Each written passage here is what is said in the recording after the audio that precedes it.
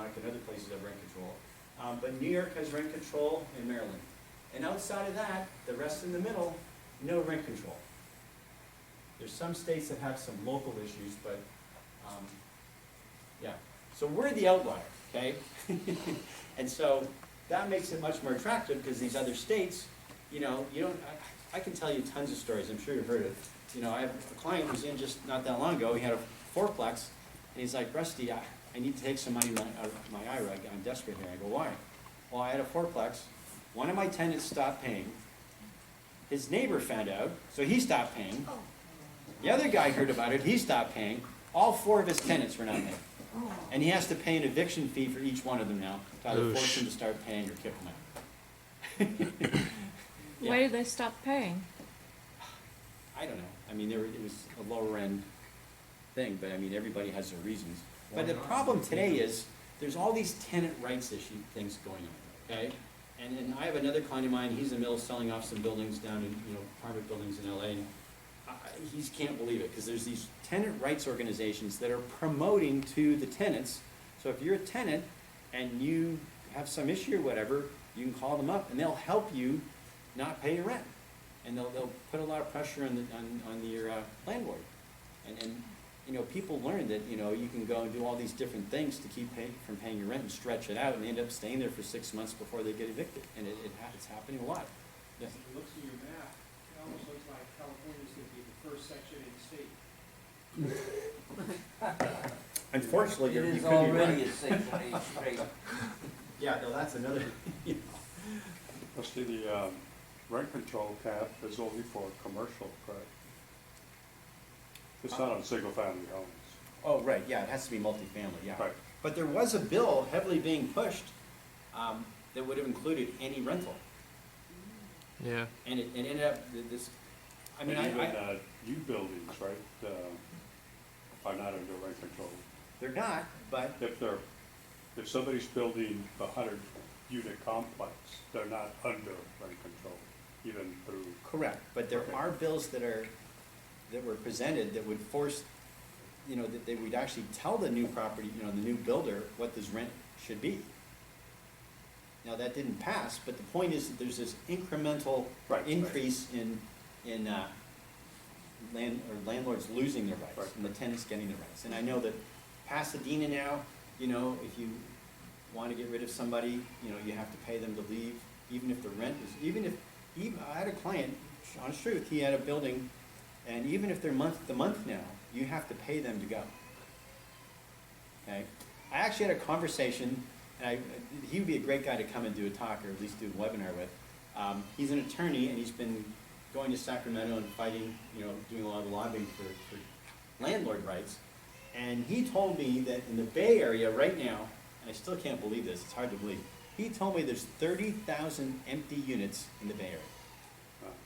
And the reason is, it's so onerous being a landlord that a bunch of people just don't rent, rather keep it empty. He gave me the example of a client of his who had a property she inherited, and she wanted to rent it out for a year and then move in later. And when he went over all the issues, you know, as being a landlord in the Bay Area, she's like, you know what, just leave it empty. I'll move in a year later and just pay the property taxes for now. Yeah, it's. Is there rent control on any single-family homes throughout California, or is it No. strictly apartments? Well, I think there is there's issues in the Bay Area. Yes. Sorry, yeah, your answer to that? Look, I'm not an expert on rent control by any means here. It's something that, there's just more and more stuff coming up with it. But yeah, I have 2 houses on one property. The front house was built in 1921, and because it's 2 properties, 2 houses, it's considered like a duplex. right. My friend Tony drinks a little food. So that was built in 1921. That's under rental control because it's considered a duplex. But the rear structure was brought to code about 7-8 years ago. That is not under rental control. Now, in the city of LA, if you want a tenant to move, I don't want to take over things, I'm just giving you my dirty experience. And my wife is Spanish speaking, and she speaks to a lot of Spanish speaking people. And believe me, they're well informed, and pardon my English, on how to screw a landlord out of rent. Yeah, it's very common. They Yeah, have all- so anyway,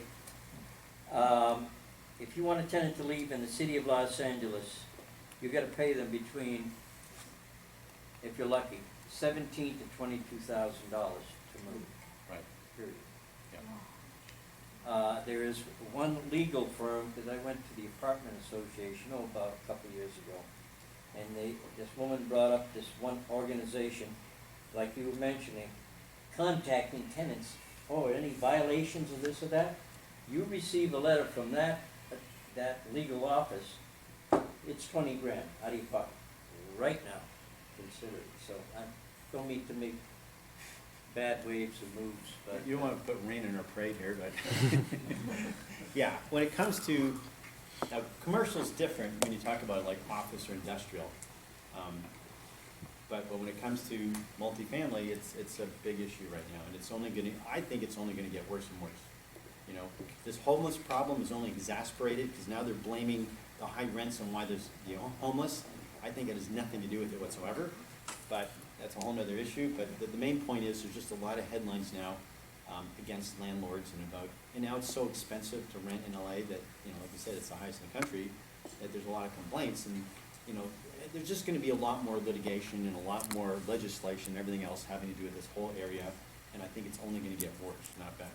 Yep. So we'll see where it goes. So is your business gonna suffer? I'll probably do better. Oh. And you'll see why. Okay, We've got a whole country here to play with, okay. okay? And the next slide I'm gonna show you is, okay, so this is fascinating. Actually, my daughter-in-law sent me this, and I was like, wow, this is a great map. So what it is showing each state, and it's showing you the economy of that state compared to other countries, okay? So California obviously has the biggest economy in America, but guess what? If we took California away from America and made it its own country, it's the 5th largest economy in the entire world. Right. Massive, okay? So here we're seeing that California is comparable to the United Kingdom as far as the economy goes. The great state of Texas is comparable to Canada. Florida has a larger economy than the country of Mexico. Yeah, and this is a surprise. Pennsylvania has a larger economy than the country of Saudi Arabia. Yep. Now, we hear all about Saudi Arabia because they got oil. But do they have anything other than oil? No. Nothing. It's sand. And it's concentrated in the royal family, right? Believe it or not, Pennsylvania has massive amounts of oil and gas. I know, I've actually invested in natural gas stuff in Pennsylvania, and and also America is very diverse. We have all kinds of things going on here. Anyway, apparently if you took the top 15 countries in the world and you made each state in America a country, we would have 5 of the top 15 in the world. That's how big our economy is. It's just so far ahead of everybody else. I mean, I know there's a lot of talk about China. China's about 2/3 of our economy, and they've got 4 times as many people, right? So the opportunity in America is just so vast and so big and so many things going on, and even when there's a recession, there's still tons more going on here than anywhere else. And again, you compare this to other countries and other things that are happening. I mean, we are so dynamic, and there's so many cool things happening here all the time. It's great, and again, you'll find that there's different cycles in different states. I think it's great that states are very autonomous and they have their own things going on.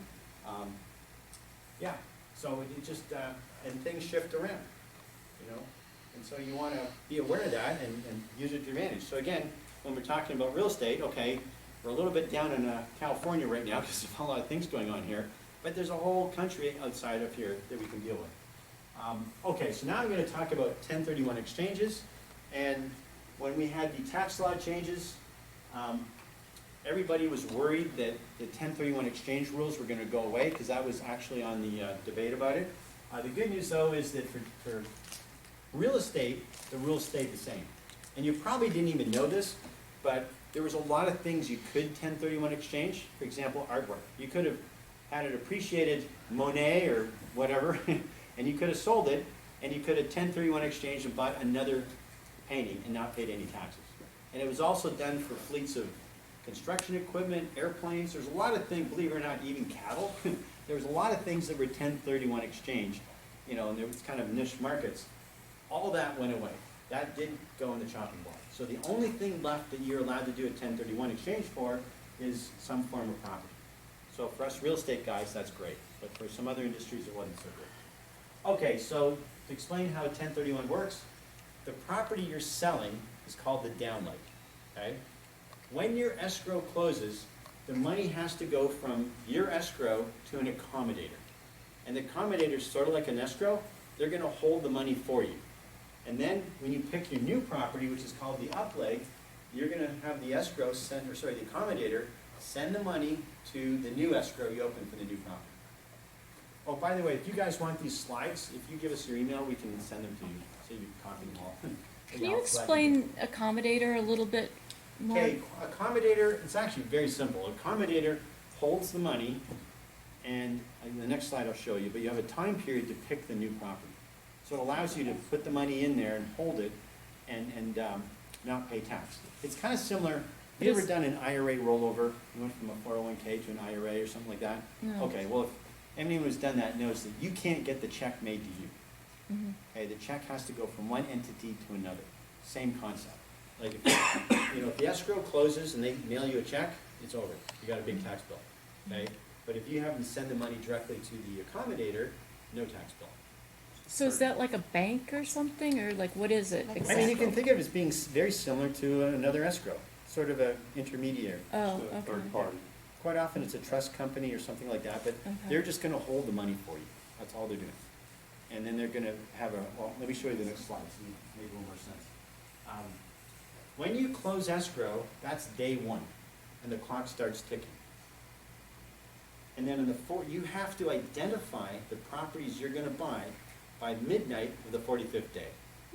I've actually submitted that form 11:45 on the 45th day for a client once. So, but again, you wanna have, like I said, there's a form you fill out called an ID sheet, and you list on there the properties that you're thinking of buying and what their values are and stuff, okay? Now, word of caution, number one, you gotta make sure that you have your accommodator picked out and everybody's communicating before you close escrow. Because I've literally had people call me, it literally just happened weeks ago, client calls me out, goes, look, I got my property closing, and what do we need to do for this 1031 exchange? I go, well, do you have your accommodator set up? He goes, well, no. And I go, it's Wednesday today, and Friday you're closing. We gotta move in this. and that happens, you know, people don't realize it or they don't think it through. But the point is, you have to have all that set up, and you have to make sure that the escrow knows that there's an accommodator involved so that they verify it and send the money there when it closes. Very important. And then once you get into this 45 days, it's a fast 45 days. Anyone who's done this, it's like, this is where you get some gray hairs. Because, you know, you have to make a decision on what you're buying, okay? Now think about this.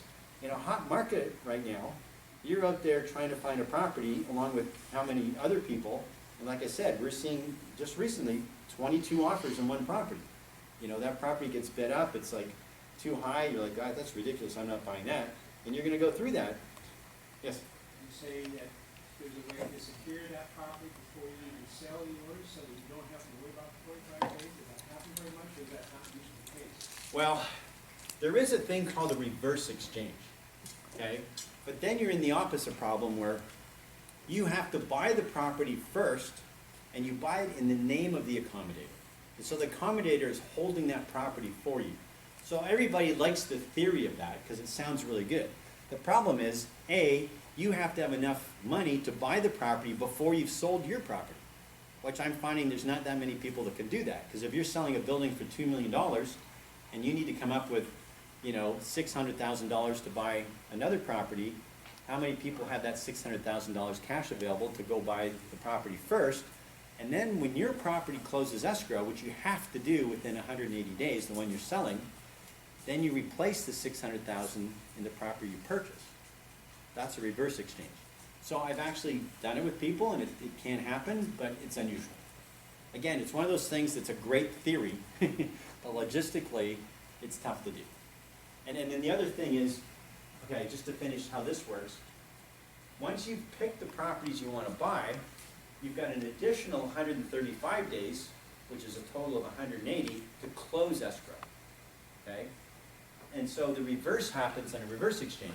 Once you purchase the property you want to buy, you now have 180 days to sell your property and close escrow on the one you're selling. Now, it depends on your situation, but we've all been through where you've gotten down to the 11th hour and then your buyer falls out. And then you're stuck, right? So you're taking chances either way. It's usually much easier to do it this way. Yes? On the identification period, I believe you can identify up to 3 properties, am I correct? Okay, so there's 3 separate rules. There's the 3 property rule, which is the most common. I would say 90% or more of all exchanges, you're doing 3 properties. So the IRS says you can pick 3 properties, you identify them. You don't necessarily have to close on all. You could close on one of them. Yeah, but like you said, Right. somebody could, buyer could change his mind, so now you're out of luck there. Right. If you only had 1 property, you're Right. in serious trouble. Right. What we use a lot is the 200% rule. And with the 200% rule, you're allowed to identify twice the value of what you're selling, and it doesn't matter how many properties. And no, not too many people know that rule, but we use it all the time, and I'll show you in a moment how we do it. But, you know, if you sold a building for $1 million, you can identify $2 million worth of property, and the IRS doesn't care which ones you close on or whatever, as long as you close on at least $1 million of those. See, and that way you've got one more wiggle room. But it's a good point, though, and unfortunately, an attorney I work with, we were having lunch not that long ago, and he was telling me that earlier this year, he had a client who picked property and identified it in the 45th day, but guess what? He didn't do his due diligence very good, and he actually didn't lock them down under contract like he should have. So he goes past the 45 day, he lost all the properties that he identified. He couldn't close on them for various reasons. You know, one of them somebody else just got a contract in ahead of him. I mean, he wasn't thinking, he was like, I'll just identify all these, but he didn't have them under contract. Right?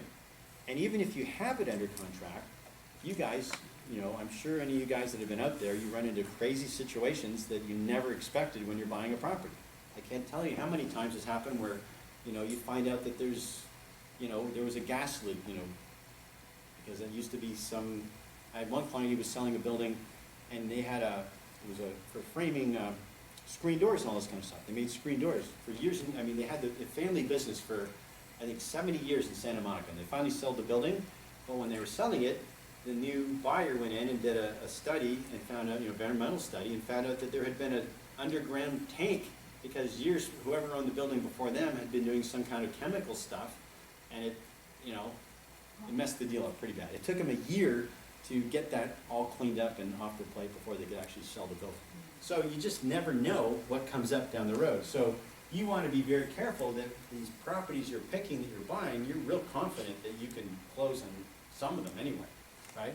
Because once you get past that 45th day, you're stuck. There's nowhere to go. And yeah, so again, it's very, very important. And again, in a market like this, you're out there bidding with other people, and it's tough finding a property. I literally, honest to God truth, had a lady come into her office earlier in the year, and she came in on probably the 42nd day and said, I've actually gone out and either eyeballed or put offers on 200 properties in the last, I mean, full-time, day and night. She was out looking at properties, trying to find something that made sense. And she kept getting outbid, or the property wasn't what she wanted, and you know, it's really hard to buy a good deal right now in this market. And so you really have to, well, I always tell people, look, you want to have a plan. And so when you go into escrow with the property you're selling, you want to have a plan in place, what you plan on buying, okay? So that when your escrow closes, you're pretty much, you've already got offers in and have things lined up. Because otherwise, it's going to be this total mad scramble. So the sooner you're planning it out and going out there and eyeballing what it is you want to buy and putting a portfolio together, whatever it is, the better. Because again, this can be a mad scramble at the end, and I've been through it many times with people. Yes? So the worst that could happen is that you just have to do a standard sale, pay the taxes, and hope you have a lot of write-offs. Exactly. Yeah. Yeah, hopefully you've got some carry forward losses from some other bad deal you had before, which hopefully you don't have, but, Or some tax credits from a solar deal, that might be offset it, but anyway, the point is, you know, have a plan in mind. You know, when we're working with people, we tell people, look, come in, when your property goes into escrow, get your butt in here, and we're gonna start putting stuff together. Because you're gonna have 45 or 60 days ahead of us before day one starts. And so a lot of people we're dealing with, when you close escrow on the property you're selling, you know exactly, you know, we've already got your portfolio picked up, you're in escrow with the new properties, and we've actually had cases where we've closed everything out before the 45 days is up, which is the best way to go, and then believe me, that's a lot less stressful. So, very, very important. And I can't stress this enough. I can't tell you how many times, I mean, another example, another broker friend of mine called me, goes, look, I need some help. My client's having trouble finding a property. It was a $50 million exchange. And this was an older guy, and he was, I don't know what his deal was, and he was trying to figure stuff out, and he identified some property, and some of it didn't go through, and I actually ended up not dealing with it, but he ended up, out of that 50 million, about 20 million of it fell out, and he got stuck in the bill for the 20 million. He didn't complete all the stuff, yeah, so that's a big tax bill. So again, it was just poor planning. The guy, you know, I was trying to get from the guy, what is it you want? Oh, I want a great deal. Okay, so what's a great deal for you? See what I'm saying? Well, I want something that's got good cash flow, or, you know, and he kept changing what he really wanted to do. And we're trying to explain to him, look, in this market, you know, you're not gonna find a 12% cap rate. It just doesn't exist. You know, you're gonna have to understand what the market is and what you're gonna get. Yes? The cool part about that is he wound up to 30 million. It's true. He did come out much further ahead than the rest of us. So that is a very good, see, there's an optimist. Not general. Yeah. But still, it was kind of sad to see that it was just absolutely poor planning, and he did not have a good goal of what he wanted to do. That's so important. Rusty, is your office, are you an accommodator also? I'm not an accommodator, or believe it or not, I'm part owner of one, Okay. and so we work with them a lot, but there's other accommodators we work with too, but we're very familiar with the whole, I would say, like I said, I think 70% of the transactions we do are 1031 exchange. Yeah. So, all right, let me keep going here. A lot of question comes up about what a like-kind exchange is. And obviously, if you sell an apartment building, you can buy another apartment building. But the truth is, it's really broad. It's pretty much any type of investment property where you have deeded land. So we've done, for example, in fact, we're just selling for a client, they sold some land in LA, and we bought a big parking structure in Cincinnati, which actually did very well. Single-family residences you can do as long as they're rental. You cannot live in it yourself, right? But as long as it's a rental, no problem. Oil and gas leases, we've actually done those in Texas, where someone sold a property here, and we actually did the other way around. We had a guy sell his oil and gas interest he inherited in Texas, and we bought him some property here. You can go both ways. Medical office, we talked about that, raw land, triple net lease properties, storage units, all those things you can do as 1031 exchanges. Or any combination as well, not a problem. So again, the term like kind is very broad. That's just examples of other types of property, industrial, retail, all those things would qualify for 1031. Okay, and the other thing is we have all of America to play with. So we did a transaction, a little over 2 years ago, I guess. The guy sold an apartment building in Hollywood, and we ended up doing a property in Dallas, another property in an apartment building actually in Atlanta, and another one in Fort Lauderdale, Florida. And so we can diversify by parts of the country, but we can also diversify by types of property, okay? So for example, triple net lease properties will probably be your lowest risk type of investment. When there's a recession, you know, if you own a Walgreens or you own a Pizza Hut, stuff like that, they're gonna be fine. We haven't seen any problems. And they usually have long-term leases on it. Now those properties are gonna be very conservative. You're not gonna have a lot of upside on them, but you're not gonna have very much downside as well. So that's one of your lowest risks. Apartment buildings are fantastic when you can raise rents, but believe me, they're hell when you have to lower your rents. And I've been through that. You know, we had the crash back in 2008. You know, everybody was madly lowering their rents and trying to keep their tenants. So that lowers the property value quite a bit.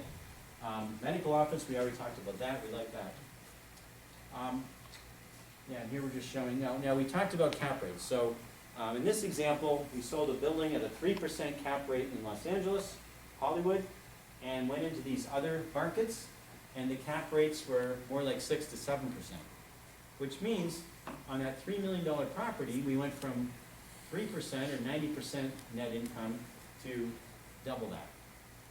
And we do that all the time. Now, I know Dan was talking about, ups and downs in the market. And look, everybody's got their own strategy. I'm not here to tell you what to do, but I'm showing you options that we deal with. I'm dealing with a lot of people that have built up equity in their property here in California, and they want to keep that equity or preserve it as much as they can, and they want to milk it. They want to get as much income as they want out of it, because they've had that big appreciation. And so they want to see that income off of it and enjoy it. Because, if you own a property and you're younger, it's fantastic to see it go up. But when you're older, you're like, hey, I want to go out and spend some of that money and spend time with the kids and travel and all that kind of stuff. So if I can take that equity and get more income out of it, that's good. But here's a smaller one, a duplex that we sold for a client. And went into these small single-family home properties that I'll show you in a minute in Indianapolis. These averaged about a 9% cap rate, and in this case, he actually tripled his income. He went from $12,000 to $37,000 of net income. So, to kind of hammer home this whole concept of cap rates, we took Starbucks as an example. Everybody knows Starbucks, right? So here's, these were sold probably 3 years ago now. There was a Starbucks that was sold in Costa Mesa at a 3 3/4% cap rate, right? So if you bought that building, you're getting 3 3/4, and it was a triple net lease, which means that Starbucks pays for all the expenses in that property. Starbucks is going to pay for the property tax, they're going to pay for the maintenance in that property, and they're going to pay for the insurance. So you're getting that 3 3/4%. You don't have to worry about other costs coming in. Same type of Starbucks, same lease, only this time it's in Kansas, 5% cap rate. Same thing, only this time we're in Florida, 5.5% cap rate. Same thing, only this time we're in Indianapolis, Indiana, 6.5% cap rate. Okay, so we can all argue why do different markets have different cap rates, but in the end, there's a big difference between where you buy a property and the cap rate. And for whatever reason, out of the top 15, the 15 largest markets in America, Indianapolis almost always comes up the best cap rates. And it's just the way Do you know the market reason? is. Sorry? Do you know the reason? Well, again, everybody loves California. Money comes here from all over the world. It's true. And so it pushes prices up here. And also a big difference in California, you take LA and even here in Santa Barbara, where do you go from here? You got the ocean on one side and the mountain on the other side. You can't, there's nowhere else to go unless you want to go up in the desert somewhere. And in LA you have to go to Apple Valley or something, which how many people want to buy property there? A little different market. So again, it's a tight market. And Secluded. You are secluded. Pardon? You are secluded. Correct. You can't, whereas Indianapolis, you can just keep building forever. I mean, you could keep building 100 miles in any direction and there's still lots of land. Yeah, so you're not going to get massive appreciation there, okay? And there's a trade-off. Every market's a little different. But the main point I'm showing you here is there's a big difference between cap rates for the same kind of property, only in different markets. So let's talk about Indianapolis. We've done a lot of transactions there now. We like it a lot. Here we're showing you home prices. We had before the crash, LA had a big dip. And you saw this happen all over, a lot of markets in California. Indianapolis had a bit of a softening, but certainly not a crash. Okay? So you're not going to see a huge appreciation in that market, but you're not going to see a huge depreciation either. It's just, and you can take the same table here, chart, almost any Midwestern city, and it's going to be very similar. And Dan even told it earlier, look, you're not going to get great appreciation in the Midwest. It just isn't going to happen. But you're not going to have a huge drop in values either. You're not going to get these big swings. Yes. And it's so good in the Midwest if you just invest in a decent home in a decent neighborhood and don't go low end. Correct. Yeah. And again, you have to understand whatever market you're in. And, there are some markets that are growing more than others, and I'll show you some more as we go along. But anyway, that's Indianapolis. I found this just recently. Actually, a client sent me this. There's a website called housingalerts.com.